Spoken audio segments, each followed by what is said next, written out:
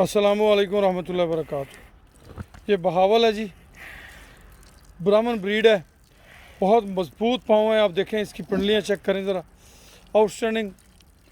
545 kg live wait है। इस कुर्बानी पे भी लग सकता है, नेक्स्ट कुर्बानी के लिए वीआईपी है जी, अल्हम्दुलिल्लाह वीआईपी। खूबसूरत,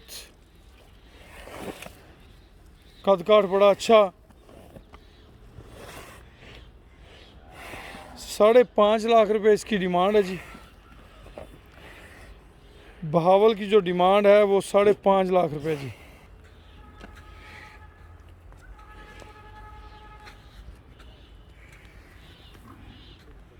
माशाल्लाह जी, बहावल एक हेल्दी सेहतमंद बछड़ा है और पढ़ने वाला है।